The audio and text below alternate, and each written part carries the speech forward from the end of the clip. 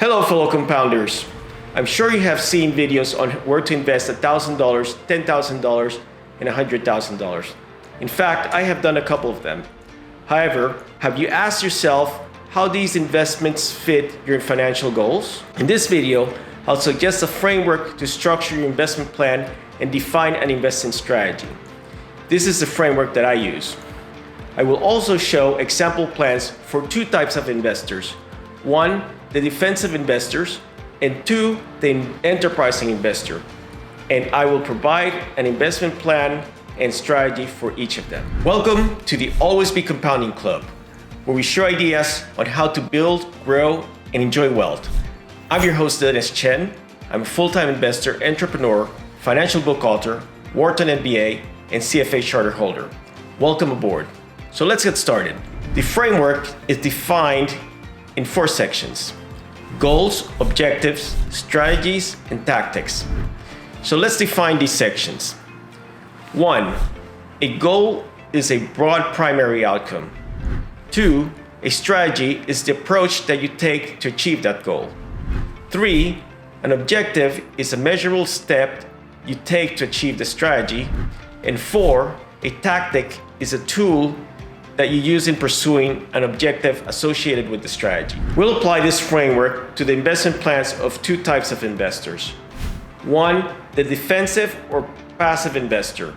This is someone who doesn't want to put in much time or effort in managing their portfolio. Number 2, the enterprising or active investor. This is someone who is willing to actively manage their investment portfolio, and they will put in the time and effort with the expectation of making greater returns of investments than the defensive investor. Any other investor will fall between these two types. On one side, you have the defensive investor who doesn't want to do much and just wants to, keep it as simple as possible. And on the other side, you have the active investor who is willing to put in effort and actively manage and select their investments that go into their portfolio. If you've gotten to this part of the video, please let me know by placing in the comments below the type of investor you are. You're either a 1, a defensive investor, 2, an enterprising investor, or 3, in between defensive and enterprising. For our example, let's call our defensive investor Daniel. And for the enterprising investor, let's call her Elizabeth. So we have defensive Daniel and enterprising Elizabeth. So to keep things simple, let's say that Daniel and Elizabeth are both in their early 20s, single, and in their first real job after graduating from college. Let's start with Daniel. Daniel is a video game tester. He plays video games all day long. It's his dream job, and he has no interest whatsoever in learning about companies to invest in. He does know that he needs to invest to be able to secure his retirement, but he wants to keep things simple and easy. So here's his plan. Defensive Daniel's investment plans are: his goal is to be able to live comfortably from his investment returns by the age of 55, which means an investment portfolio of $3 million in today's dollars. Second, his strategy. He wants to keep things simple, so the strategy is keep it simple using low-cost, tax-efficient ETFs or exchange-traded funds. And number 3, his objectives are: 1, to earn the S&P 500 market average, which is 7% real return. That means that it is adjusted for inflation over the next 30 years. And he wants to invest all his bonuses that he receives prior to getting married. The tactics that he will use are dollar cost averaging, where every month he will invest 10% of his gross income into an S&P 500 ETF. It could be VOO, which is Vanguard's S&P 500 ETF, or IVV, which is iShares S&P 500 ETF. Now, let's go to Elizabeth's plan. Enterprising Elizabeth. Elizabeth is an architect. She loves to design buildings and enjoys reading. She's very detailed and likes to know how everything works. Her parents gave her $3,000 worth of Berkshire Hathaway as a graduation present, and she has just finished reading One Up on Wall Street by Peter Lynch. she believes that she can manage her own portfolio and beat the market. So here's her plan. Enterprising Elizabeth's investment plan. 1. Her goal: to be able to live from the investment returns of the investment portfolio by the age of 50 without losing quality of life and purchasing power, which means a portfolio worth $4 million in today's dollars. Her strategy is always be compounding, don't lose real money. That's basically the motto of this club. The tenets of that strategy are fivefold.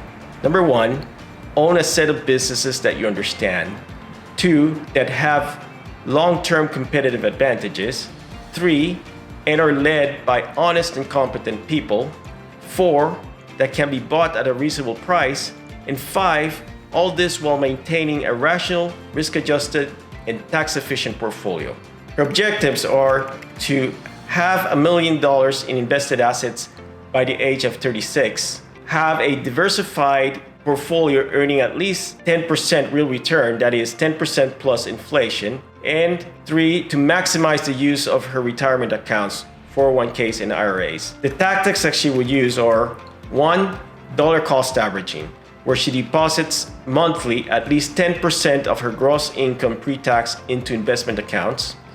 And 2, she would use the basketball portfolio focused approach, which means that monthly she would buy the best value on the roster, and if nothing good is available, she'll hold cash and wait for an opportunity. And she would hold between 5 and 12 stocks that meets the always be compounding strategy screen that we mentioned above. And she will have at least 5 industries or types of businesses, and she will hold her positions for at least 3 years. And 3, she would screen for undervalued players in the roster, which means that she has to learn how to value the business. 2, she might or might not use third-party value opinions like Morningstar or Valuentum. And 3, she would keep a margin of safety when she's buying these stocks of at least 25 to 50%, which means she's buying between 25 and 50% discount. So in a nutshell, your investment plan should have, number 1, long-term goals. 2, your investment strategy, which is the approach you'll take to achieve your goal. 3, the objectives that are needed to accomplish the strategy and goals.